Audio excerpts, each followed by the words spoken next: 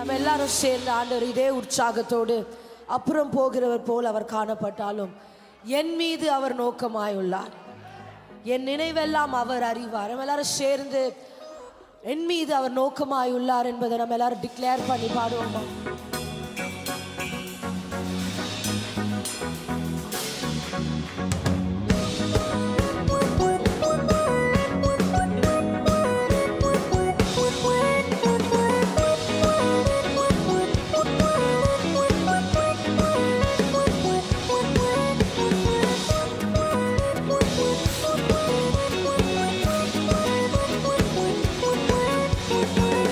போகிறவர் போல காணப்பட்டாலும் இயேசு அப்புறம் போகிறவர் போல காணப்பட்டாலும் உன் மீது நோக்கமாயுள்ளார், நினைவெல்லாம் அவர் அறிவார். உன் மீது நோக்கமாயுள்ளார், உன் நினைவெல்லாம் அவர் அறிவார். காக்கின்றவர், உருவாக்கின்றவர், தோளின் மேல் சுமக்கின்றவர். காக்கின்றவர், உருவாக்கின்றவர், தோளின் மேல் சுமக்கின்றவர், தோளின் மேல் சுமக்கின்றவர். எல்லாரும் கைகளை தட்டி சந்தோஷமாய். மோரியாவில் ஆபிரகாமை அவர் காணாதவர் போல் இருந்தார், ஆனால் ஈசாவுக்கு புது வாழ்வழித்து அவனை பலுகி பெருக செய்தார். மோரியாவில் ஆபிரகாமை அவர் காணாதவர் போல் இருந்தார். மோரியாவில் ஆபிரகாமை அவர் காணாதவர் போல் இருந்தார். ஈசாக்குக்கு மறுவாழ்வளித்து பலுகி பெருக செய்தார். ஈசாக்குக்கு மறுவாழ்வளித்து பலுகி பெருக செய்தார். அப்புறம் போகிறவர் போல காணப்பட்டாலும் இயேசு அப்புறம் போகிறவர் போல காணப்பட்டாலும் உன் மீது நோக்கமாயுள்ளார், நினைவெல்லாம் அவர் அறிவார். உன் மீது நோக்கமாயுள்ளார், நினைவெல்லாம் அவர் அறிவார். காக்கின்றவர், உருவாக்கின்றவர், தோளின் மேல் சுமக்கின்றவர். காக்கின்றவர், உருவாக்கின்றவர், தோளின் மேல் சுமக்கின்றவர்.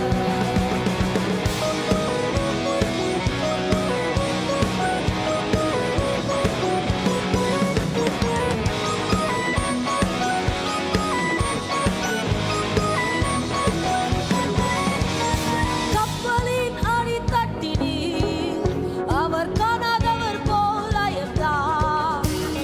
கப்பலின் அடித்தட்டினில் அவர் காணாதவர் போல் அயர்ந்தார். எழுந்து வந்தார், அதட்டி சென்றார், அக்கறை கடந்து சென்றன. சொல்லுவா, எழுந்து வந்தார், அதட்டி சென்றார், அக்கறை கடந்து சென்றன. அப்புறம் போகிறவர் போல காணப்பட்டாலும் இயேசு அப்புறம் போகிறவர் போல காணப்பட்டார். உன் மீது நோக்கமாயுள்ளார், உன் நினைவெல்லாம் அவர் அறிவார். உன் மீது நோக்கமாயுள்ளார், உன் நினைவெல்லாம் அவர் அறிவார். காக்கின்றவர், உருவாக்கின்றவர், தோளின் மேல் சுமக்கின்றவர். காக்கின்றவர், உருவாக்கின்றவர், தோளின் மேல் சுமக்கின்றவர். மோரியாவில் ஆபிரகாமை அவர் காணாதவர் போல் இருந்தார். மோரியாவில் ஆபிரகாமை அவர் காணாதவர் போல் இருந்தார். ஈசாக்குக்கு மறுவாழ்வளித்து பலுகி பெருக செய்தார். ஈசாக்குக்கு மறுவாழ்வளித்து பலுகி பெருக செய்தார், பலுகி பெருக செய்தார். அப்புறம் போகிறவர் போல காணப்பட்டாலும் இயேசு போல காணப்பட்டாலும் என் மீது நோக்கமாயுள்ளார். சொல்லுமை நினைவெல்லாம் என் மீது நோக்கமாயுள்ளார், நினைவெல்லாம் அவர் அறிவார். காக்கின்றவர், உருவாக்கின்றவர், தோளின்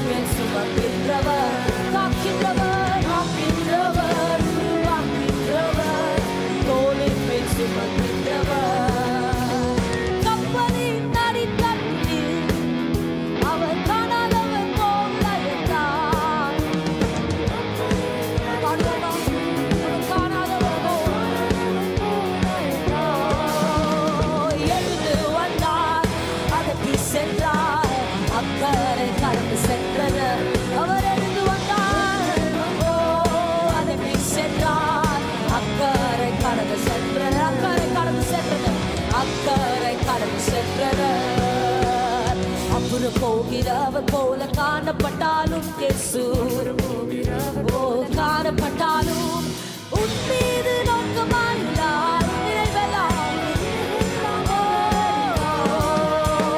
உன் மீது நோக்கமாயில்லார் அவர் மீது அவர் அறிவார் காக்கின்றவர் உருவாக்கின்றவர் தோளின் மேல் சுமக்கின்றவர் காக்கின்றவர் உருவாக்கின்றவர் தோளின் மேல் சொல்லுவார்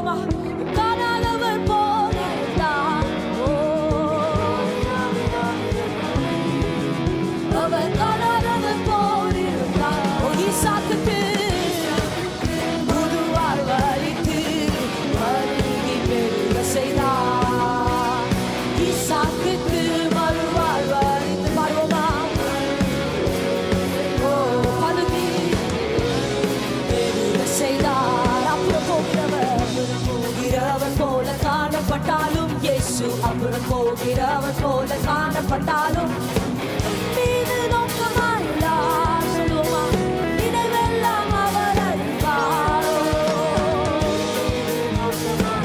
என் நினைவெல்லாம் அவர் அறிவார் காக்கின்றவர் உருவாக்கின்றவர் தோளின் மேல் சுமக்கின்றவர் சொல்லுவோமா காக்கின்றவர் உருவாக்கின்றவர்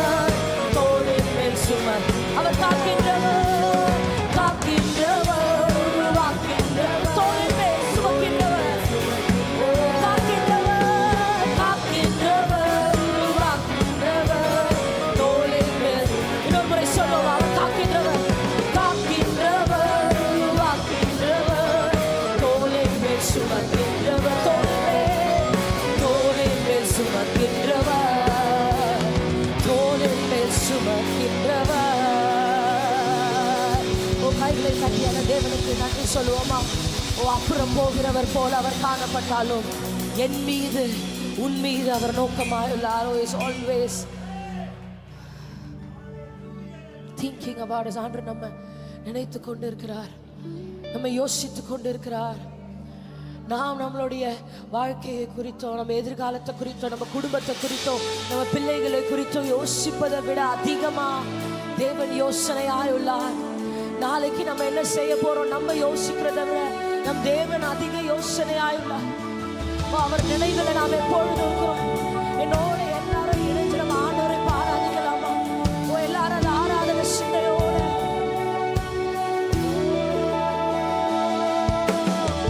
விவரிக்க முடியாத அதிசயங்கள் செய்பவரே வர்ணிக்க முடியாத அற்புதங்கள் செய்பவரே விவரிக்க முடியாத அதிசயங்கள் செய்பவரே வர்ணிக்க முடியாத அற்புதங்கள் செய்பவர் நீ நல்லவரே சர்வவல்லவரே உம் கரங்கள் என் ஆதாரமே நீ நல்லவரே சர்வவல்லவரே உம் கரங்கள் என் ஆதாரமே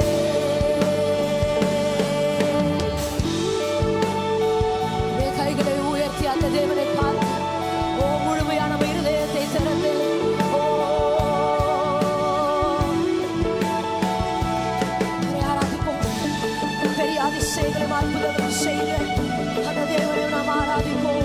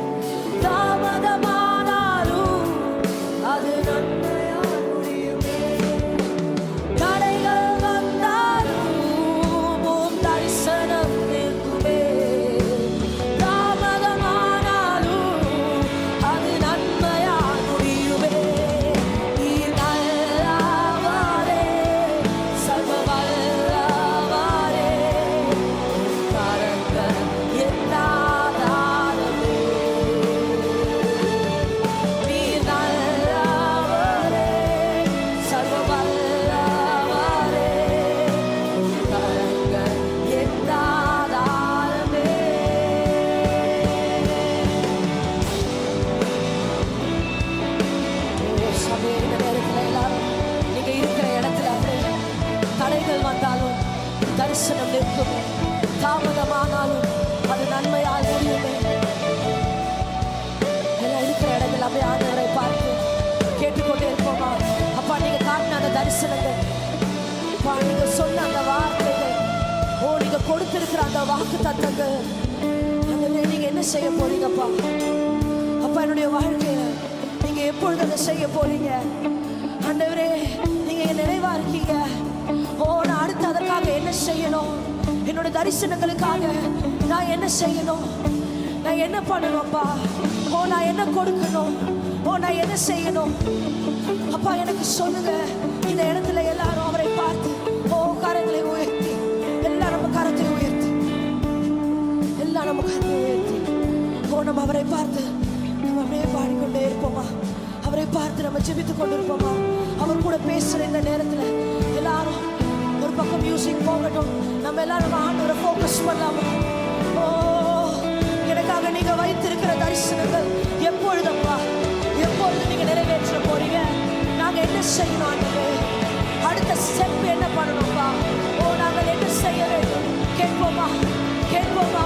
ரமணா ரமணா ரம பதில்கள் அப்பா, எங்களுக்கு ஆன்சர்ஸ் சொல்லுங்க. ரமலா ரமலா ரமணா ரம சந்த ரமணா, உங்களுடைய சித்தத்தை எங்களுக்கு வெளிப்படுத்துங்க. அப்பா, உங்களுடைய பிள்ளைகளுக்கு அப்பா அடுத்து எந்த காலேஜ் போகணும், என்ன ஸ்கூல் போகணும், என்ன எஜுகேஷன் போகணும், என்ன வேலைக்கு போகணும், எனக்கு அடுத்து நான் கெரியர் சேஞ்ச் பண்ணணுமா? நான் இந்த இடத்தை நான் வாங்கணுமா? நான் இந்த வேலையை செய்யணுமா? இந்த ஆப்பர்ச்சுனிட்டியை நான் எடுத்துக்கணுமா?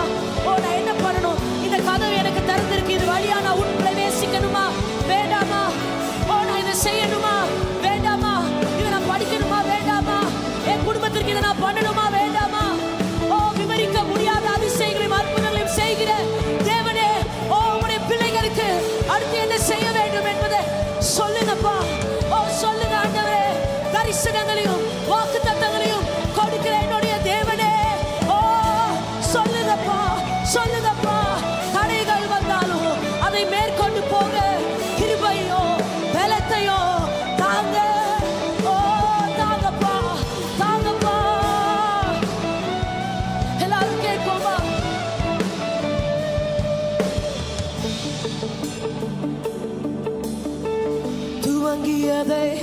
முடிப்பீரே, இறுதி வரை உடனிருப்பீரே. துவங்கியதை முடிப்பீரே, இறுதி வரை உடனிருப்பீரே. தடைகள் வந்தாலும் உம் தரிசனம் இருக்குமே. ஓ, தாமதமானாலும் அது நன்மையால் முடியும். ஓ, தடைகள் வந்தாலும் உம் தரிசனம் இருக்குமே. தாமதமானாலும் அது நன்மையால் தடைகள். ஓ, தடைகள் வந்தாலும் உம் தரிசனம் இருக்கும். தாமதமானாலும் ஓ, அது நன்மையால் முடியுமே. தடைகள் வந்தாலும் ஓ,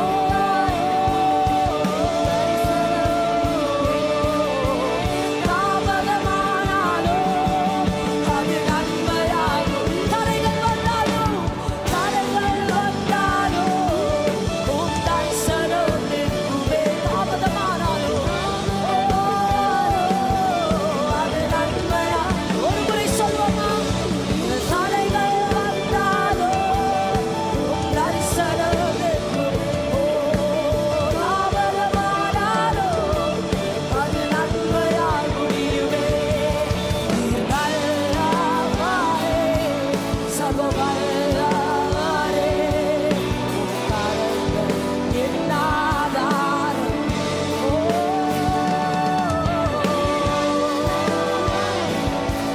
சர்வ வல்லவரே. கரங்கள் என் ஆதாரமே. ஒரு முறை சொல்லுமா? நீர் நல்லவர், நீர் நல்லவரே, சர்வ வல்லவரே. கரங்கள் என் ஆதாரமே. ஓ, நீர் நல்லவர், நீர் நல்லவரே, சர்வ வல்லவரே. என் ஆதாரமே. தகப்பனே, இந்த நேரத்தில் அப்பா துவங்கியதை முடிக்கிற இந்த தேவனை நாங்கள் இன்றைக்கு ஆராதித்துக் கொண்டிருக்கிறோம். ஓ, எங்களுடைய தரிசனங்களை நிறைவேற்றுகிற தேவனை நாங்கள் ஆராதித்துக் கொண்டிருக்கிறோம். எங்களுடைய தரிசனங்களை நோக்கி நாங்கள் ஓடல, நீங்கள் எங்களுக்கு கொடுத்த தரிசனங்களை நோக்கி நாங்கள் ஓடிக்கொண்டிருக்கிறோம். நீங்கள் எங்களுக்கு கொடுத்த வாக்கு தத்தத்தை நம்பி நாங்கள் வாழ்ந்து கொண்டிருக்கிறோம். நீங்கள் எங்கள் வாழ்க்கையில் பேசின தீர்க்க தரிசனங்களை பிடித்துக் கொண்டு நாங்கள் ஓடிக்கொண்டிருக்கிறோம். அப்பா, இந்த நேரத்திலும் கர்த்தாவே, oh, tell us what we should do, show us the path, open us the doors. ஓ, கதவுகளை திறங்க, வழியை ஏற்படுத்தி கொடுங்க. என்ன செய்யணும் எங்களுக்கு சொல்லுங்க. உங்களுடைய பிள்ளைகள் ஒவ்வொருத்தருடைய வாழ்க்கையிலும் answer their questions. அப்பா, அவருடைய கேள்விகளுக்கு பதிலை சொல்லுங்க. give them plans, திட்டங்களை போட்டு கொடுங்கப்பா. உங்க சித்தத்தை என்னன்னு உங்களுக்கு வெளிப்படுத்துங்க ஆண்டவரே. பெரிய காரியங்களை நீ செய்ய போகிறதற்காக நன்றி. விவரிக்க முடியாத அற்புதங்களையும் அதிசயங்களையும் நீ செய்ய போகிறதற்காக நன்றி. உங்களுடைய பாதப்படியில் நான் அனைத்தையும் வைக்கிறேன். we come to your feet. It is our comfort place. எங்களுடைய அஸ்திவாரம், எங்களுடைய ஃபவுண்டேஷன் உடைய பாதம். அங்கே வரோம் ஆண்டவரே, உண்மையே நாங்கள் பிடித்துக் கொள்ளுகிறோம். உடைய வார்த்தைகளுக்காக, உடைய வசனங்களுக்காக நன்றி. இதை பிடித்துக் கொண்டு நாங்கள் தொடர்ந்து ஓட எங்களுக்கு பலத்தை தாங்க. இயேசுவின் நாமத்தில் ஆமென். ஆமென். கொஞ்ச நேரம் கர்த்தருடைய வார்த்தைகளை நம்ம சிந்திக்கலாம். 19ஆம் அதிகாரம் யோவான் எழுதின சுவிசேஷம் எடுத்துக்கொள்ளுங்க. யோவான் 19:30 வசனத்தை நம்ம படிக்கலாம். யோவான் 19:30. யாராவது ஒருத்தவங்க எடுத்தவங்க வாசிங்க.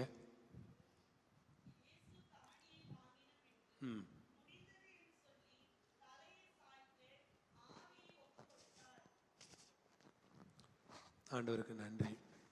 சாரி. காடியை வாங்கின பின்பு முடிந்தது என்று சொல்லி தலையை சாய்த்து ஆவியை ஒப்பு கொடுத்தார். இயேசு என்ன சொன்னார்? முடிந்தது. இயேசு சொன்னதை தான் நாம் விசுவாசிக்கணும். இன்னைக்கு உலகத்தில் இதெல்லாம் நம்ம எப்படி செய்ய முடியும் அப்படின்னு நமக்கு ஒரு பெரிய மனசில் குழப்பம்லாம் எல்லாருக்கு, நிறைய பேருக்கு இருக்குது. எனக்கு அதுதான் ஒரு உணர்த்துதலாக இருந்துச்சு.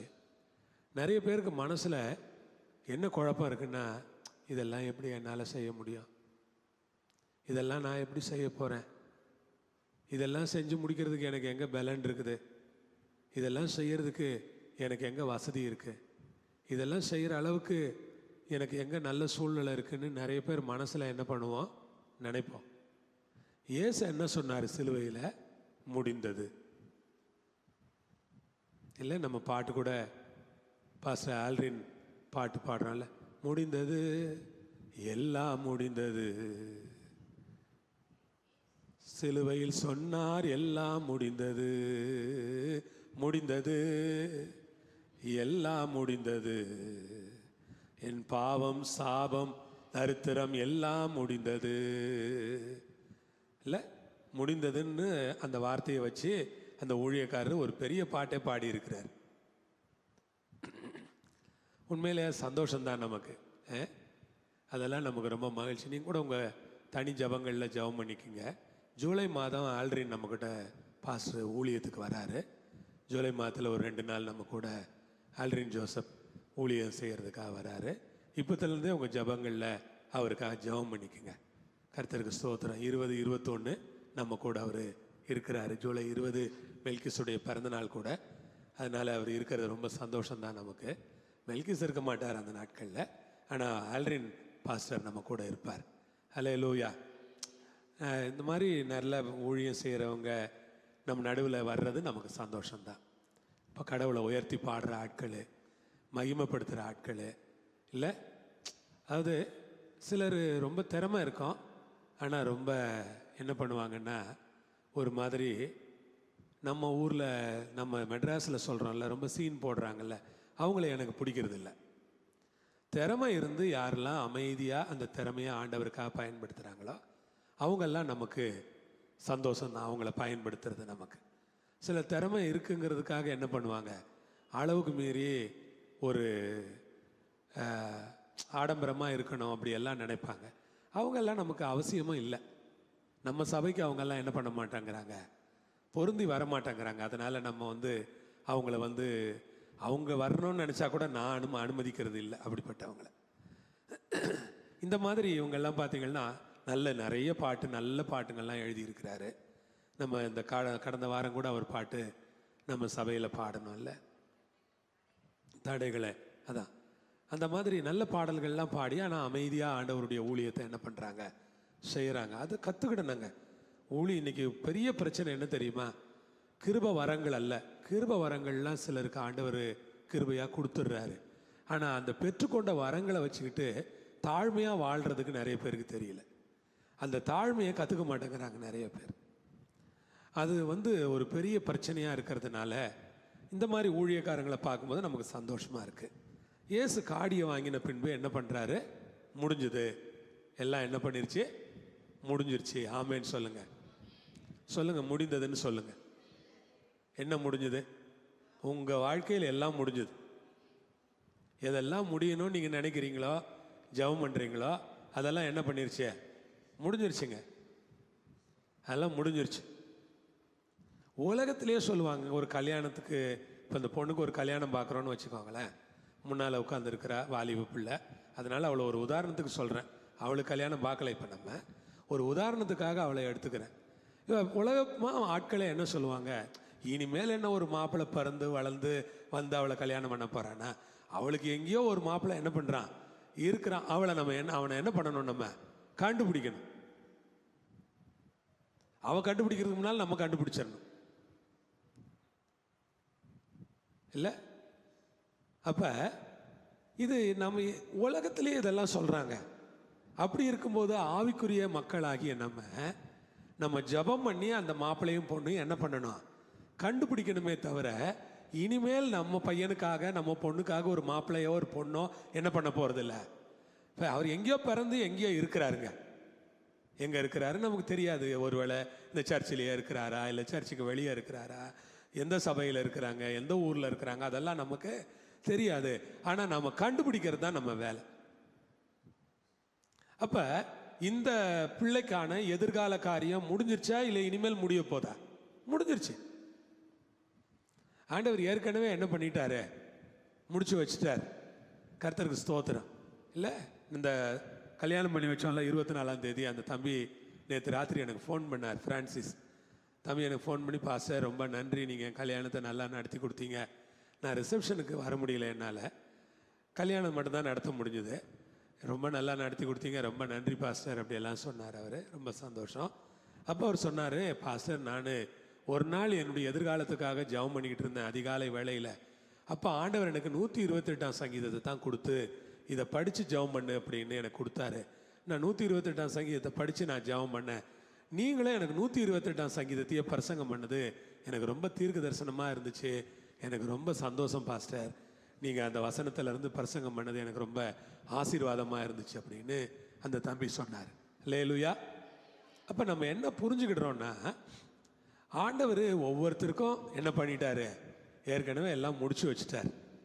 உங்களுக்காக எனக்காக கர்த்தர் எல்லாவற்றையும் என்ன பண்ணிட்டாருன்னா முடிச்சுட்டார்.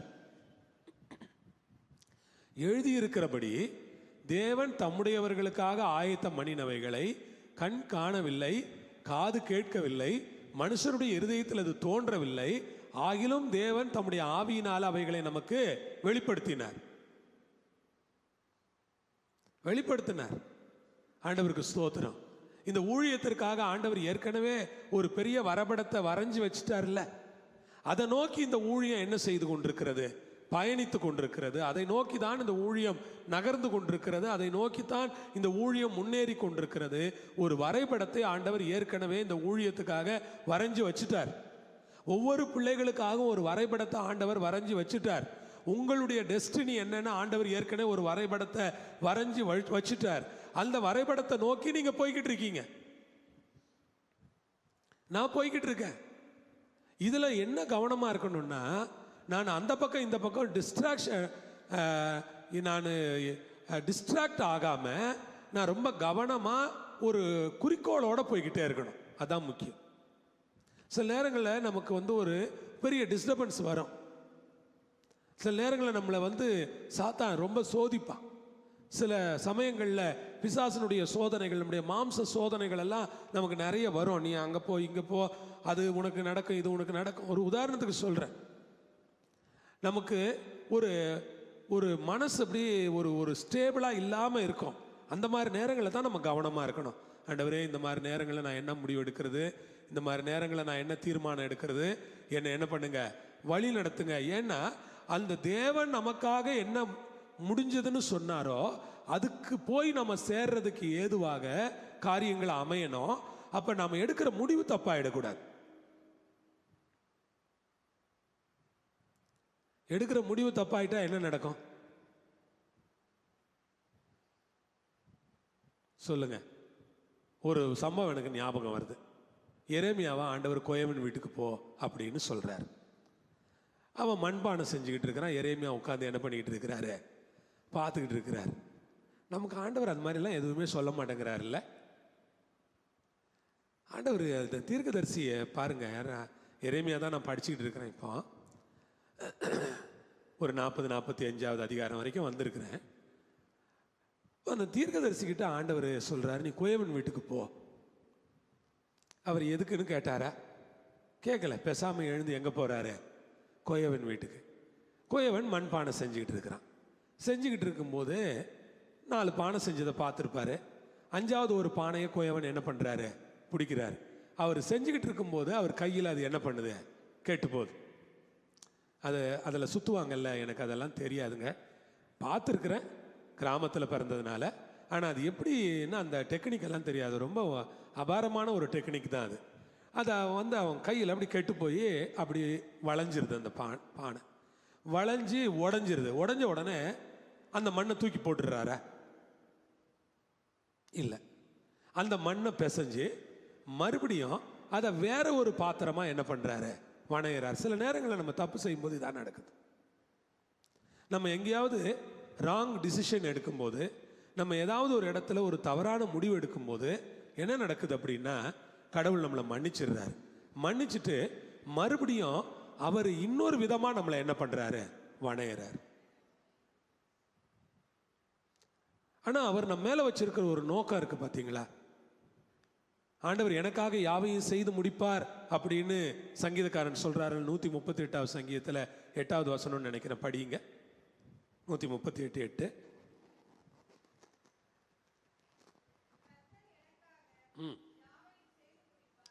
கர்த்தர் எனக்காக யாவையும் செய்து முடிப்பார். கர்த்தருடைய கிருபை என்றும் உள்ளது. கரத்தின் கிரியைகளை அல்லேலூயா சொல்லுங்க பார்க்கலாம். அல்லேலூயா. இவர் என்ன சொல்றாரு? கர்த்தர் எனக்காக யாவையும் செய்து முடிப்பார். கர்த்தர் எனக்காக யாவையும் செய்து முடிப்பார். எல்லா சத்தத்தை உயர்த்தி சொல்லுங்க. கர்த்தர் எனக்காக யாவையும் செய்து முடிப்பார். கர்த்தர் எனக்காக யாவையும் செய்து முடிப்பார். கர்த்தர் எனக்காக யாவையும் செய்து முடிப்பார். கர்த்தர் என் குடும்பத்துக்காக யாவையும் செய்து முடிப்பார். கர்த்தர் என் குடும்பத்துக்காக யாவையும் செய்து முடிப்பார். கர்த்தர் என் பிள்ளைகளுக்காக யாவையும் செய்து முடிப்பார். கர்த்தர் என் பிள்ளைகளுக்காக யாவையும் செய்து முடிப்பார். இப்போ எனக்கு அடிஷ்னலாக ஒன்று கிடைச்சிருக்குது. அதனால நான் என்ன பண்ணுறேன்? கர்த்தர் என் பேர பிள்ளைகளுக்காக யாவையும் செய்து முடிப்பார். ஏன்னா அடிஷ்னலாக கிடைச்சிருக்கிறதையும் சேர்த்துக்கணும் இல்லை கூட நம்ம. இப்போ அதை விட முடியாது பேர பிள்ளைய நம்ம. இனி சொல்லும் போதெல்லாம் யாரையும் சேர்த்துக்க வேண்டியது இருக்குது. நான் அடிஷ்னலாக ஒரு ஆளை கூட சேர்த்துக்க வேண்டியது இருக்குது. கர்த்தர் என் பேர பிள்ளைக்காகவும் யாவையும் என்ன பண்ணுவார்? அல்லேலூயா சொல்லுங்க. Praise the Lord. அது மாதிரி உங்களுக்கும் எக்ஸ்பீரியன்ஸ் வரும்போது நீங்களே என்ன பண்ணுவீங்க? சொல்லுவீங்க. அந்த மாதிரி எக்ஸ்பீரியன்ஸ் உள்ளவங்க இங்கே இருப்பீங்க அல்லது இல்லாமல் இருப்பீங்க. அந்த எக்ஸ்பீரியன்ஸ்க்கு கிட்ட போய்கிட்டு இருப்பீங்க சிலர். அந்த மாதிரி எக்ஸ்பீரியன்ஸ் உங்களுக்கு வரும்போது நீங்களும் ரொம்ப சந்தோஷமாயிடுவீங்க. நீங்களே என்ன பண்ணிடுவீங்க? ரொம்ப சந்தோஷமாயிருவீங்க. அந்த மாதிரி எக்ஸ்பீரியன்ஸ்க்காக நீங்கள் ஜெபம் பண்ணுங்க. உங்கள் குடும்பத்தில் அந்த மாதிரி அது ரொம்ப சந்தோஷமான எக்ஸ்பீரியன்ஸு. அதை வார்த்தைகளில் நம்மளால் என்ன பண்ண முடியல, விவரித்து சொல்ல முடியல. நான் அன்றைக்கி சொன்ன மாதிரி தான். கர்த்தருக்கு ஸ்தோத்திரம். நம்ம கண்ணு எப்போவுமே யாரையே தேடிக்கிட்டு இருக்குது. எங்கே அந்த பேர குழந்தை, எங்கே அந்த பேர குழந்தை காணுமே, அவன் எங்கே போயிருக்கான், எங்கே வச்சுருக்காங்க அந்த பிள்ளைய. காலையில் எழுந்து ஜெபம் பண்ணி முடிச்சுட்டு நான் உடனே சிஸ்டர்கிட்ட கேட்பேன், என்ன பண்ணுறான் பையன்? அவன் தூங்கிட்டு இருக்கான். இன்னும் முழிக்கலையா? இன்னும் முழிக்கலைங்க அப்படிம்பாங்க. சரி சரி, முழிச்ச உடனே கொண்டு வந்துருங்க அப்படின்னு சொல்லுவேன் நான். முழிச்ச உடனே கொண்டு வந்துடுவாங்க சிஸ்டர். கொண்டு வந்து நம்ம ரூமில் விட்டால் அவர் என்ன பண்ணிக்கிட்டு இருப்பார்?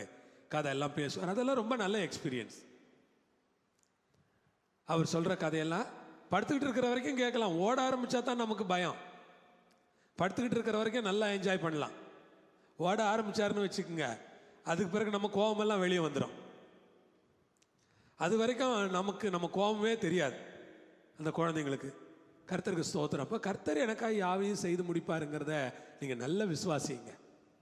நீ சொல்லுங்க, ஆண்டவர் என்ன ரொம்ப நல்லவர், எனக்காக எல்லாத்தையும் ஆண்டவர் செய்து முடிப்பார்னு சங்கீதக்காரன் சொல்கிறாரு.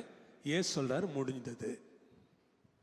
அப்போ முடிஞ்சிருச்சு இல்லை? தம்முடையவர்களுக்காக ஆயத்தம் பண்ணினவைகளை ஆயத்தம் பண்ணினாரா, பண்ண போறாரா? ஆயத்தம் பண்ணிட்டார். எல்லாம் ஆயத்தம் பண்ணிட்டார். எல்லாம் ரெடி, எல்லாம் ரெடியாக இருக்கு. ஆண்டவர் எல்லாத்தையும் ஆயத்தப்படுத்திட்டார். எதுவுமே இனிமேல் ஆயத்தப்படுத்துறதுக்காக இல்லை, எல்லாம் ரெடி. உங்கள் லைஃப்பில் ஆண்டவர் எல்லாத்தையும் டிசைன் பண்ணிட்டார். ஆமேன்னு சொல்லுங்க. உங்கள் லைஃப்பில் என்ன பண்ணிட்டாரு? டிசைன்டு. எல்லாம் எவ்ரிதிங் டிசைன்டு. எல்லாம் ரெடியாக இருக்கு. நீங்கள் என்ன பண்ணணும்? ஜெபம் பண்ணி ஆண்டவர் உங்களுக்காக டிசைன் பண்ணி வச்சிருக்கிறத நீங்கள் சுதந்தரிக்கணும், கிளைம் பண்ணணும். நீங்கள் ஆண்டவர் இஸ்ரவேல் மக்களை கானான்லேருந்து எகிப்திலேருந்து கிளப்பும் போதே அவங்களுக்கு எதை ரெடி பண்ணிட்டார் ஆண்டவர்? கானான. இவங்க போய் என்ன பண்ணணும்? கானான சண்டை போட்டு சுதந்திரிக்கணும். இவங்க போய் சண்டை கண்டை போட்டு அங்கே இருக்கிறவனெல்லாம் விரட்டிட்டு என்ன பண்ணணும்? சுதந்திரிக்கணும். அதே மாதிரி நமக்கும் ஆண்டவர் இந்த இடத்த கொடுத்துருக்கிறாரு, மேலே கட்டுறதுக்கு உதவி செய்ய போறாரு. அங்கங்கே சண்டை போட்டுக்கிட்டு இருக்கிறவனெல்லாம் அடித்து விரட்ட வேண்டியது தான். இனிமேல் சண்டை போடாமலா இருப்பானுங்க? அன்னைக்கே கானானில் சண்டை தானே நடந்துச்சு. கானானை பிடிக்கிறதுக்கு எத்தனை பேரோட சண்டை போட வேண்டியது யோசுவா. அப்போ நம்ம சபையை கட்டுறதுக்கு நிறைய பேரோட என்ன பண்ண வேண்டியது இருக்கு? யுத்தம் பண்ண வேண்டியது இருக்கு. பிசாசோட யுத்தம் பண்ண வேண்டியது இருக்கு. அப்போ உங்களுக்கான சுதந்திரங்களை ஆண்டவர் ஆயத்தம் பண்ணி இருந்தா கூட அதை நீங்க போராடி பெற்றுக்கொள்ளணும். அதை எப்படி பெற்றுக்கொள்ளணும்? போராடி. சும்மாவே கானான போய் அப்படியே கொண்டு போய் ஆண்டவர் கொண்டு போய் அவங்கள கானான பெருக்கி விளக்கி சுத்தம் பண்ணி இந்தப்பா எல்லா ஆளுங்களையும் அள்ளி தூரம் போட்டு நீங்கள் போய் கானானில் உட்காந்துங்கன்னு சொன்னார். இல்லை, நீங்களே போய் சண்டை போடுங்க, நீங்களே யுத்தம் பண்ணுங்க. யோசுவா தலைமையில் நீங்கள்லாம் சேர்ந்து என்ன பண்ணுங்க? சண்டை போடுங்க. இப்போ நம்ம தானே செஞ்சுக்கிட்டு இருக்கிறோம். நம்மெல்லாம் சேர்ந்து என்ன பண்ணிக்கிட்டு இருக்கிறோம்? சண்டை போட்டுருக்கிறோம். பிசாசே, எங்கள் ஆலயத்தை கட்ட விடாமல் தடுக்கிறியா? இதோ நான் உனக்கு எதிராக என்ன பண்ணுறோம்? போராடுறோம், ஜெபிக்கிறோம். இயேசுவின் நாமத்தில் ஆலயத்தை நாங்கள் என்ன பண்ண போகிறோம்? கட்ட போகிறோம். நம்ம பாட்டு பேசாமல் தூங்கிட்டு இருந்தோன்னா ஆலயம் கட்ட முடியுமா? சொல்லுங்க. நம்ம பாட்டுன்னு தூங்கிக்கிட்டு சரி ஆண்டவர் கட்டுற நேரத்தில் கட்டட்டும் அப்படின்னு இருந்தோம்னா நம்மளால என்ன பண்ண முடியாது, கட்ட முடியாது. இரவும் பகலும் அதே ஜபம் தான், இரவும் பகலும் அதே சிந்தனை தான். அதே மாதிரி தான் உங்க பர்சனல் லைஃப்ல கூட ஆண்டவர் எல்லாத்தையும் செஞ்சு முடிச்சிட்டாரு. நிறைய பேர் என்ன பண்றாங்கன்னா, இனிமேல் நம்ம கவலையே இல்லை, ஆண்டவர் தான் எல்லாம் செஞ்சு முடிச்சிட்டாருல்ல. இருந்தாலும் நீங்க தான் அதை போய் சுதந்திரிக்கணும், நீங்க தான் போய் அதை பெற்றுக்கொள்ளணும், நீங்க தான் போய் அந்த யுத்த காலத்தில் நிற்கணும், நீங்க தான் அங்கே சண்டை போடணும், நீங்க தான் அங்கே பேச்சுவார்த்தை நடத்தணும், நீங்க தான் முன்னால போய் நிற்கணும். நீங்க தான் சில நேரங்களில் கஷ்டமா இருக்கும், சில நேரங்களில் போராட்டமா இருக்கும், சில நேரங்களில் பிரச்சனையா இருக்கும். ஆனா நீங்க என்ன பண்ணணும்னா, ஆண்டவர் எனக்காக இதையெல்லாம் ஆயத்தம் பண்ணி இருக்கிறார், நான் விட மாட்டேன், எனக்கு ஆயத்தம் பண்ணி இருக்கிறதெல்லாம் நான் சுதந்திரிக்கிற வரைக்கும் நான் ஓய மாட்டேன். கர்த்தர் எனக்காக ஆயத்தப்படுத்தின அந்த கானான் தேசத்தை சுதந்திரிக்கிற வரை யோசுவா ஓயாம சண்டை போட்டுக்கிட்டு இருக்கிறாருங்க. தளர்ந்தாரா யோசுவா? தளரவே இல்லை. யோசுவா பயந்தாரா? பயப்படவே இல்லை. யோசுவா எங்கேயாவது பின்வாங்கினாரா? பின்வாங்கவே இல்லை. யுத்த புருஷர்கள் எல்லாம், நான் அதான் யோசித்து பார்த்தேன், யோசுவா உண்மையிலேயே பெரிய ஆள் தான்.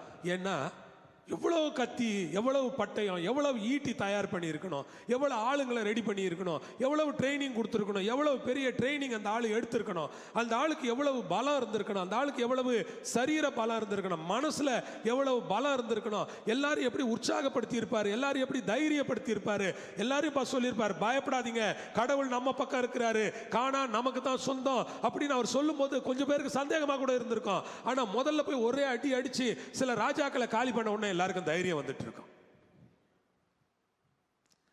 ஒரு பெரிய சோல்ஜர்ல ஜாஷுவா.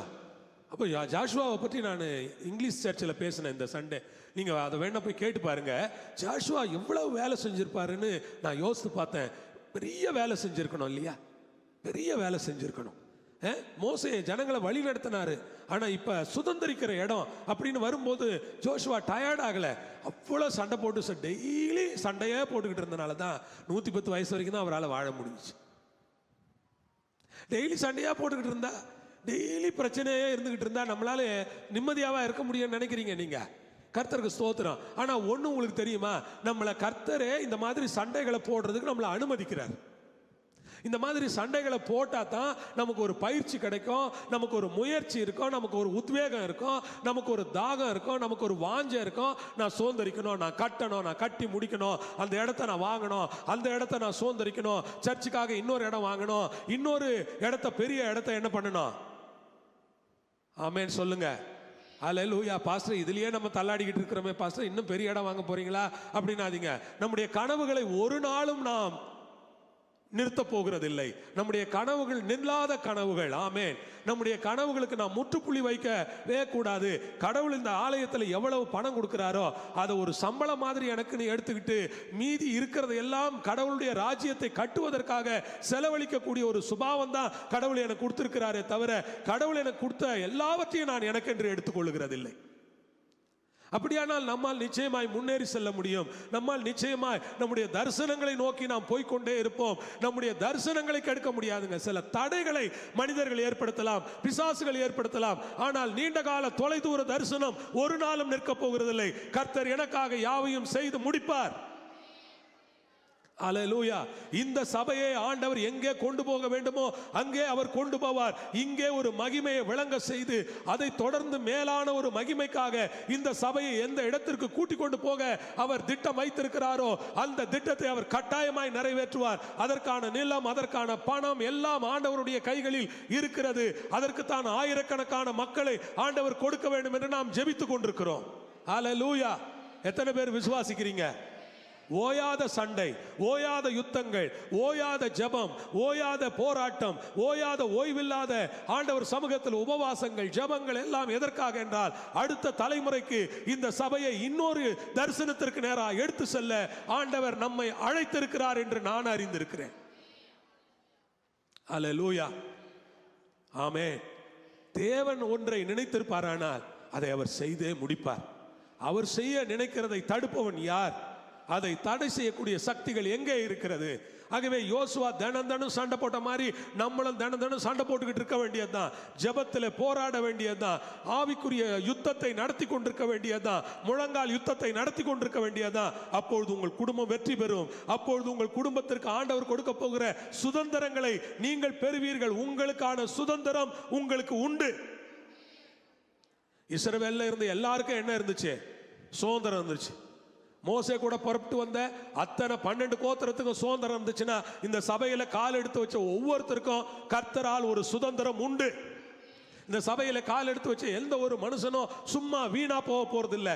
இந்த சபையில கால் எடுத்து வைத்து கர்த்தரை ஆராதித்து வாழ்ந்து கொண்டிருக்கிற ஒவ்வொரு குடும்பத்திற்கும் தேவனாகிய கர்த்தர் கானான்ல ஒரு சுதந்திரத்தை, ஒரு பங்கை வச்சிருக்கிறார். அந்த பங்கை உங்களுக்கு கொடுக்கும் வரை கர்த்தர் ஓய மாட்டார். நீங்களும் ஓயாதீர்கள். ஜெபம் பண்ணி கொண்டிருங்கள்.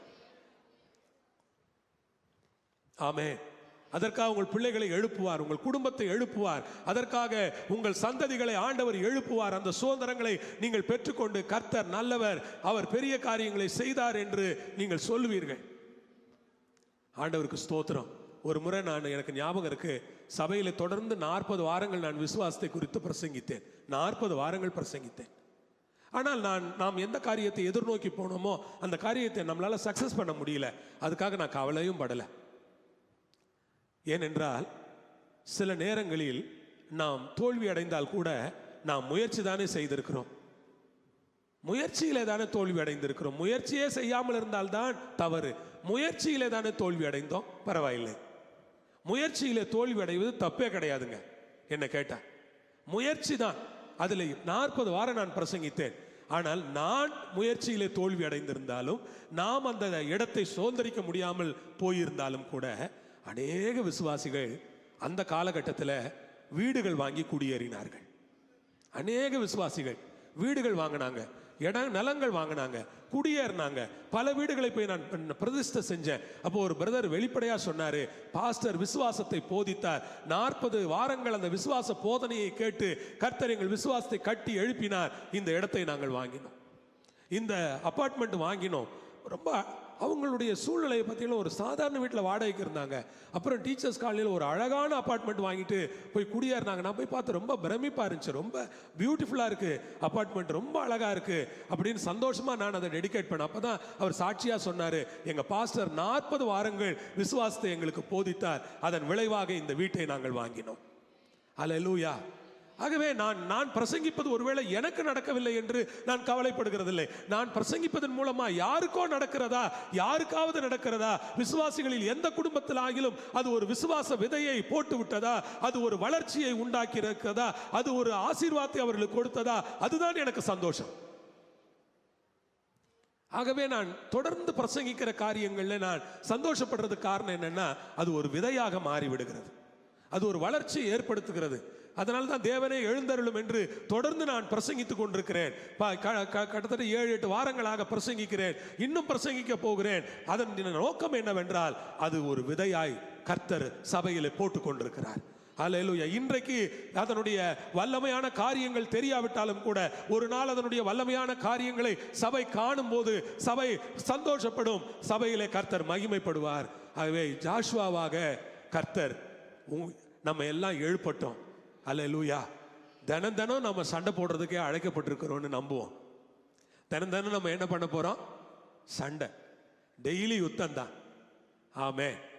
கானான்ல இருக்கிறவங்களுக்கு, கானான்ல இருக்கிற அந்த பெரிய பெரிய ராஜாக்கள், யாபீன் இல்ல பெரிய ஆளு, அவன் பயங்கரமான ஆள் இல்ல, அந்த கானான்ல இருந்த பாசானின் ராஜாவாகிய ஓக், இப்படி பயங்கரமான ஆட்கள்.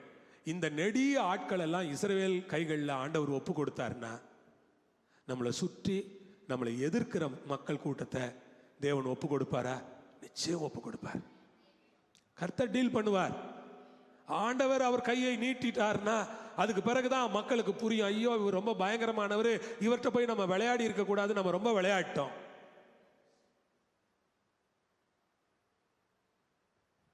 வந்தார் ஒரு டேவிட் ராமையான்னு ஒரு பாஸ்டர் வந்து மேலே ஜெபம் பண்ணிட்டு சொன்னார், this man plays with God. இந்த மனிதன் தேவனோடு விளையாடி கொண்டிருக்கிறான். இது எவ்வளவு ஆபத்து என்பதை அந்த மனிதன் அறியாதிருக்கிறான் என்று அவர் ஒரே வார்த்தையில் சொல்லிவிட்டு போய்விட்டார். This man plays with God. தேவனோடு விளையாடுவது ரொம்ப ஆபத்து என்பதை இந்த மனிதன் புரிந்து கொள்ளவில்லை. அது எந்த மனிதனோ அவருக்கு அந்த மனிதனையே தெரியாது. அவர் சொன்னார், this man plays with God. Pastor, நீங்க கவலைப்படாதீங்க, ஆண்டவர் உங்களுக்காக யுத்தம் பண்ணுவார் என்று அவர் ஒரு வார்த்தையை சொல்லிவிட்டு ஜெபித்து விட்டு அவர் சென்றார். அவர் 70 வயது உள்ள ஒரு மூத்த போதகர், நீண்ட அனுபவம் உள்ள போதகர், வல்லமையான பிரசங்கியார். நீங்கள் அவருடைய செய்தியை இந்த ஆலயத்திலே கேட்டிருக்கிறீர்கள், உங்களுக்கு தெரியும், அவர் தேவனுடைய மனுஷன். நான் உங்களை பார்த்து சொல்லுகிறேன், யார் கடவுளோடு விளையாடினாலும் பரவாயில்ல, நாம் ஆவிக்குரிய யுத்தத்தில் நின்று போராடுவோம். நிச்சயம் கானான் நமக்கு சொந்தம். நீங்கள் நிச்சயமாய் நான் சொல்லுகிறேன், நீங்கள் இந்த ஆலயத்தில் விசுவாசியானால் உங்களுக்கான சுதந்திரம் ஆண்டவர் வைத்திருக்கிறார். ஆலயம் பெரிதாவது மட்டுமல்ல ஒரு ஆசீர்வாதம், ஆலயத்தில் இருக்கிற குடும்பங்களும் வளருவார்கள், ஆலயத்தில் இருக்கிற குடும்பங்களும் பெருகுவார்கள், அவர்களுடைய சுதந்திரங்கள் பெரிதாகும், அவர்களுக்கு ஒரு தரிசனம் உண்டாகும், அவர்களுக்கு ஒரு வெளிச்சம் உண்டாகும், அவர்களுக்கு ஒரு தாகம் உண்டாகும். நான் பெற்றுக்கொள்ள வேண்டும், நான் அபிஷேகம் பெற்றுக்கொள்ள வேண்டும், நான் வரங்களை பெற்றுக்கொள்ள வேண்டும், நான் வல்லமையாய் எழும்ப வேண்டும், என் பிள்ளைகள் வல்லமையாய் எழும்ப வேண்டும், எங்கள் குடும்பத்திற்கு இது நடக்க வேண்டும், எங்கள் வீட்டில் அது நடக்க வேண்டும், எங்களுக்கு ஆண்டவர் எங்கள் குடும்ப கல்யாணத்தை இப்படி ஆசீர்வதிக்க வேண்டும், எங்கள் ஃபேமிலிக்காக ஆண்டவர் இப்படி ஒரு சுதந்திரத்தை தர வேண்டும், எங்களுக்கு ஒரு நிலத்தை தர வேண்டும் என்று பேசிக்கான காரியங்களுக்காக பாடுபடுங்கள், உழையுங்கள், ஜெபியுங்கள், போராடுங்கள். ஆண்டவராகிய இயேசுவின் நாமத்தில் நான் சொல்லுகிறேன், நீங்கள் சுதந்திரிப்பீர்கள். யோசுவா சண்டை போட்டாருங்க, பயங்கர சண்டைங்க. அவ்வளவு சோல்ஜர்ஸ் தான் கையில் வச்சிருந்தார் மனுஷன். அவ்வளவு பேர் அவர் சொல்றதை கேட்பாங்க. காலையிலிருந்து ராத்திரி வரைக்கும் அவர் எதை தான் சிந்திச்சுக்கிட்டு இருந்திருக்காரு. சண்டை போடணும், சண்டை போடணும், சண்டை போடணும். எவ்வளோ ரத்தம் சிந்தி இருப்பாங்க, எவ்வளோ போராடி இருப்பாங்க. யோசுவாவினுடைய ஆவி நமக்கு தேவை. நாம் போராட வேண்டும், விடக்கூடாது. தொடர்ந்து யுத்த காலத்தில் நிற்க வேண்டும், தொடர்ந்து முழங்கால் நிற்க வேண்டும், தொடர்ந்து கூகுள் மீட் பிரேயரில் நிற்க வேண்டும், தொடர்ந்து பல அதிகால ஜெபத்தில் பிரதர்ஸ் இங்கே ஜெபிக்கிறாங்க, 300 நாளாக ஜெபிச்சுக்கிட்டு இருக்கிறாங்க. அந்த சகோதரர்களுக்காக ஆண்டவருக்கு நான் நன்றி செலுத்துகிறேன். அப்படி தொடர்ந்து விடாமல் யுத்த காலத்தில் நிற்போம். கர்த்தர் தடைகளை உடைப்பார், பிசாசின் கிரியைகளை அழிப்பார், எதிர்ப்புகளை கர்த்தர் மாற்றுவார். எதிர்க்கிறவள் எல்லாரும் எங்க இருக்கிறாங்கன்னு தெரியாத அளவுக்கு கர்த்தர் மாற்றத்தை ஏற்படுத்துவார். அதிசயங்களை கர்த்தர் செய்வார். வல்லமையான காரியங்கள் கர்த்தர் எனக்காக யாவையும் செய்து முடிப்பார். தம்முடையவர்களுக்காக ஆயத்தம் பண்ணினவைகளை கண் காணவில்லை, காது கேட்கவில்லை, மனுஷருடைய இருதயத்தில் தோன்றவில்லை, ஆகிலும் தேவன் அவைகளை தமது ஆவியினால் நமக்கு வெளிப்படுத்தினார். அல்லேலூயா. ஆவியானவர் ரொம்ப வல்லவர் இல்ல? நிச்சயமா நடக்குமா? நீங்க யோசுவாவின் சந்ததி தானா? நீங்க அபிஷேகம் பெற்ற ஜனங்க தானே? ஆண்டவருடைய அபிஷேகத்தில் எழுந்து நீங்க கானானை சுதந்திரிக்க போறீங்க. நீங்களும் நானும் சுதந்திரிக்க போகிற ஆசீர்வாதங்கள் பெரிய பெரிய ஆசீர்வாதங்கள். அவர்கள் எப்படி சுதந்திரிச்சாங்க? பைபிள் சொல்லுகிறது, கட்டாத வீட்டில் குடியேறினாங்க, நடாத தோட்டத்தில் கனி புசிச்சாங்க, வெட்டாத கிணத்துல என்ன பண்ணாங்க? தண்ணி குடிச்சாங்க. ஆண்டவருக்கு ஸ்தோத்திரம். கட்டாத வீடு அவங்க கட்டல, ஆனால் அவங்களுக்கு நல்ல வீடு கிடைச்சிச்சு.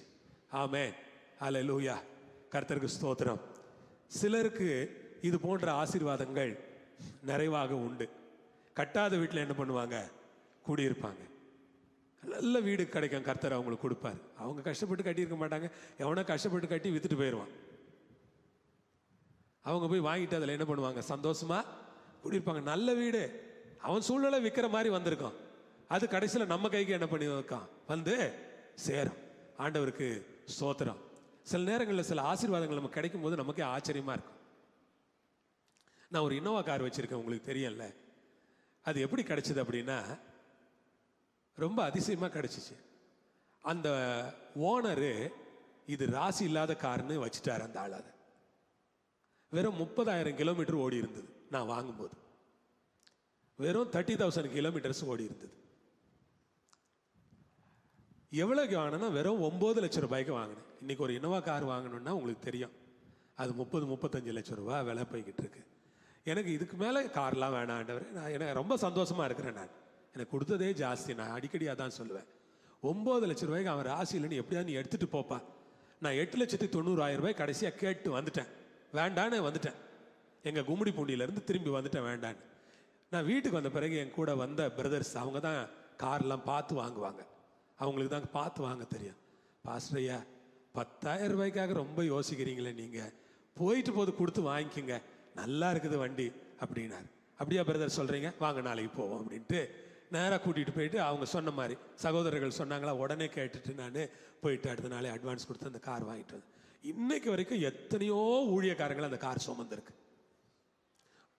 எத்தனையோ ஊழியக்காரங்க குடும்பங்க அதுக்கு தான் அதை வச்சிருக்கோமே. நாங்கள் ஊழியக்காரங்க யாராவது வந்தாங்கன்னா அவங்க குடும்பமாக ட்ராவல் பண்ணுறது கொள்றதுக்கு ரொம்ப உதவியாக இருக்கும் அப்படின்னு. கர்த்தருக்கு ஸ்தோத்திரம். அதுக்கு பிறகு எனக்கு அவ்வளோ பெரிய வண்டி வேண்டாம்ல, ஓட்டுறதுக்கு முடியாது, தம்பி ஓட்டுவார் வைப்பார். எனக்கு ஒரு சின்ன காராக இருந்தால் நல்லா இருக்காண்டவரே நான் ஜெபம் பண்ணிகிட்டு இருந்தேன். அப்போ பாருங்க, திடீர்னு எனக்கு இந்த ஹோண்டா சிட்டி கார் கிடச்சிச்சு. அது 16 லட்சம் ரூபாய் அதனுடைய விலை. ஒரு அம்மா அதை வாங்கியிருக்கு. அந்த அம்மா வாங்கின உடனே அமெரிக்காவில் வேலை கிடைச்சிருக்கு அந்த அம்மாவுக்கு. அந்த காரை அப்படியே வீட்டில் வச்சுட்டு 5000 கிலோமீட்டர் ஓட்டிட்டு வீட்டில் விட்டுட்டு போயிடுச்சு அந்த அம்மா. அந்த காரை எனக்கு 10 லட்சம் ரூபாய் கொடுத்துட்டாங்க. ஏன்னா நம்பவே முடியல. 2020 கர்த்தருக்கு ஸ்தோத்திரம். அதுதான் நான் எல்லா இடங்களுக்கும் பிரயாணத்துக்கு என்னுடைய பர்சனலாக நான் நல்லா எனக்கு ஈஸியாக இருக்கேன்ல கொஞ்சம். நானும் ரொம்ப பெரிய வாகனம் ஓட்டுறது எனக்கு கஷ்டம் தானே. ஈஸியாக இருக்குன்றதுக்கு அந்த சின்ன வாகனத்தை நான் நிறைய இடங்களுக்கு பயன்படுத்துவேன். வெறும் 5000 கிலோமீட்டரு ஒன்றா அது ஒன்றுமே கணக்குலேயே கிடையாது. 5000 கிலோமீட்டர் எல்லாம் ஆண்டவர் ரொம்ப நல்லவர் பாருங்க. நீ கட்டாத வீட்டில் என்ன பண்ணுவ? குடியிருப்ப. நட்டாத தோட்டத்தில் கனி சாப்பிடுவ. நீ மொத்தமாக காசு கொடுத்து வாங்காமல் இந்த மாதிரி கொஞ்சமாக காசு கொடுத்து வாங்கி நல்ல கார் ஓட்டுவேன்னு அர்த்தம். அதுவும் ஒரு பிளஸிங் தானே. எனக்கு கார்லலாம் ரொம்ப காசு இன்வெஸ்ட் பண்ணுறதுல எனக்கு இன்ட்ரெஸ்ட் கிடையாது. லேண்டில் வாங்கலாம், அது நமக்கு ரொம்ப லாபம். கார் டிப்ரிசியேஷன் தானே எப்போவுமே, அப்ரிசியேஷனே கிடையாது காரில். நிறைய பேர் தெரியாமல் போய் நான் 40 லட்சத்துக்கு கார் வாங்க, அது டிப்ரிசியேஷன் தான், அதுக்கு அப்ரிசியேஷனே கிடையாது. நீங்கள் அதே 40 லட்சத்தை கொண்டு போய் ஒரு நிலம் வாங்கிட்டீங்கன்னு வச்சுக்கோங்க, அது அப்ரிசியேஷன். நீங்கள் ஏன் பாஸ்டர் பழைய கார் வாங்குறீங்கன்னு நிறைய பேர் என்ன கேட்பாங்க. அது டிப்ரிசியேஷன் தான்ப்பா எப்போவுமே, அப்ரிசியேஷனே கிடையாது அதுக்கு. அதனால் எனக்கு பழைய காரே போதும்பா அப்படின்பேன் நான்.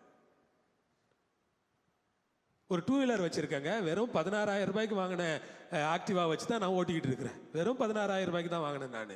ஆனால் அதனுடைய இன்னைக்கு விலை 1,20,000 ரூபாய். நான் அப்படியெல்லாம் ஆசைப்படுறதே கிடையாது. போதாண்டவர் பழசே போதும் எனக்கு.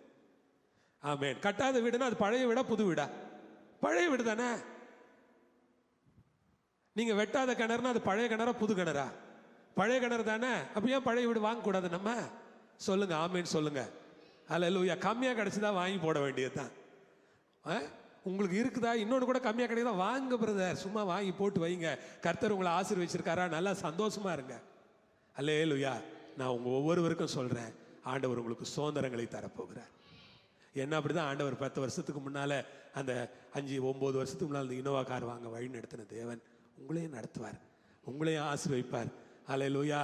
உங்களையும் கர்த்தர் நடத்திக்கிட்டு போவார். இது வரைக்கும் 15 வருஷம் ஆகுதுங்க, ஒரு கம்ப்ளைண்ட் இல்லாமல் கடவுள் கிருபையில் நல்லா அந்த கார் ஓடிட்டு கிடக்குது.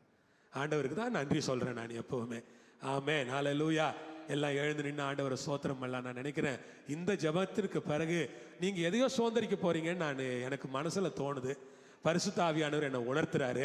நீங்கள் எதையோ போய் சுதந்திரிக்க போகிறீங்க, போய் சுதந்திரிச்சுக்குங்க. கர்த்தர் உங்கள் சுதந்திரங்களை உங்களுக்காக வச்சிருக்காரு. சண்டை போட்டு சுதந்திரிங்க, விடாதீங்க, சண்டை போடுங்க. டெய்லி காலையில் ஜெபத்தில் போராடுங்க, விசுவாசத்தோட போராடுங்க, சுதந்திரிச்சுக்குங்க. அல்லேலூயா, அல்லேலூயா, ஆமென், அல்லேலூயா. நன்றி, நன்றி, நன்றி. ஸ்தோத்திரம், ஸ்தோத்திரம், ஸ்தோத்திரம், ஸ்தோத்திரம். யோசுவாவின் சந்ததி நாமே, தேசத்தை சுதந்தரிப்போமே. யோசுவாவின் சந்ததி நாமே, தேசத்தை சுதந்தரிப்போமே. கர்த்தர் வார்த்தை நம் வாயிலே, நிச்சயமாய் வெற்றி பெறுவோம். கர்த்தர் வார்த்தை நம் வாயிலே, நிச்சயமாய் வெற்றி பெறுவோம். துதிப்போம், சாத்தானை ஜெயிப்போம். துதிப்போம், தேசத்தை சொந்தமாக்குவோம். சொல்லுங்க பார்க்கலாம். துதிப்போம், தேசத்தை சொந்தமாக்குவோம். விழுகுது விழுகுது எரிகோ கோட்டை, எழும்புது எழும்புது இயேசுவின் படை. விழுகுது விழுகுது எரிகோ கோட்டை, எழும்புது எழும்புது இயேசுவின் படை. யோசுவாவின் சந்ததி நாமே, தேசத்தை சுதந்தரிப்போமே. எல்லாம் சத்தத்தை உயர்த்தி கைத்தட்டி ஓ தேசத்தை சுதந்தரிப்போமே, கர்த்தர் வார்த்தை நம் வாயிலே, நிச்சயமாய் வெற்றி பெறுவோம். கர்த்தர் வார்த்தை நம் வாயிலே, நிச்சயமாய் வெற்றி பெறுவோம். துதிப்போம், சாத்தானை ஜெயிப்போம். துதிப்போம், தேசத்தை சொந்தமாக்குவோம். துதிப்போம், சாத்தானை ஜெயிப்போம். துதிப்போம், தேசத்தை சொந்தமாக்குவோம். பிதாவே, இயேசுவின் நாமத்தில், இயேசுவின் மூலமா இந்த 5 நாட்கள் ஜெபத்தின் முடிவில் நாங்கள் ஒரு காரியத்தை விசுவாசிக்கிறோம். நாங்கள் எதையோ சுதந்திரிக்க போகிறோம், எதையோ பெற்றுக்கொள்ள போகிறோம். கர்த்தர் எங்களுக்கான சுதந்திரங்களை கொடுக்க போறீங்க. நிச்சயம் தடைகளை உடைக்க போறீங்க. எங்கள் யுத்தம் ஜெயமாக முடிய போது. யோசுவாவின் ஆண்டவர் எங்களோடு இருக்கிறீர். எங்கள் எதிரிகள் எல்லாம் தோற்க போகிறார்கள். எங்கள் எதிரிகளை தோற்கடிக்க போகிறோம். இயேசுவின் நாமத்திலே வெற்றி அடைய போகிறோம். ஜெயம் எடுக்க போகிறோம். கைகளை தட்டி ஆண்டவருக்கு நன்றி சொல்லுங்க. வெற்றியை சுதந்திரிக்கிறோம், ஜெயத்தை சுதந்திரிக்கிறோம். வெற்றி உண்டாக போகிறது, ஜெயம் உண்டாக போகிறது, மகிமை உண்டாக போகிறது. ஆண்டவர் எங்களோடு கூட இருக்க போகிறார். ஆண்டவர் எங்களை வழிநடத்த போகிறார். பெரிய காரியங்களை ஆண்டவர் செய்ய போகிறார். கை தட்டி ஆண்டவருக்கு ஸ்தோத்திரங்களை செலுத்துங்க. ரபாலா கராலா தீரபலாக்கா ஷிகரபௌரியாலந்தரா கரா திரபலா கராந்தரானியா. ஆண்டவருடைய வல்லமைக்காக, ஆண்டவருடைய மகிமைக்காக ஆண்டவருக்கு நாங்கள் நன்றி செலுத்துறோம். எங்களை தாழ்த்துற ஆண்டவரே, எங்களுக்கு நீங்க தந்த எல்லா சுதந்திரங்களுக்காக நன்றி. இன்னும் கொடுக்க போற சுதந்திரங்களுக்காக ஸ்தோத்திரம். சபைக்கு நீங்க ஒரு விடுதலையை கொடுக்க போறதுக்காக ஸ்தோத்திரம். தடைகளை நீங்க எடுத்து போட்டு ஆசீர்வதிக்க போறதுக்காக ஸ்தோத்திரம். சபையை நீங்க கட்டி எழுப்ப போறதுக்காக ஸ்தோத்திரம். ஆண்டவரே, எதிர்த்து நிற்கிற வல்லமைகள் எல்லாம் யோசுவாவின் அபிஷேகத்திற்கு முன்பாக விழப்போகிறதற்காக ஸ்தோத்திரம். உடைய பிள்ளைகளை கூட சுதந்திரிக்க வழி நடத்துங்க, ஆசீர்வதிங்க. உடைய பிள்ளைகளுக்கு கொடுக்க வேண்டியவளை எல்லாம் கொடுத்து உயர்த்துங்க. இயேசுவின் நாமத்தில் ஜெபிக்கிறோம் பிதாவே. எல்லாரும் சொல்லுங்க, என் ஆத்துமாவே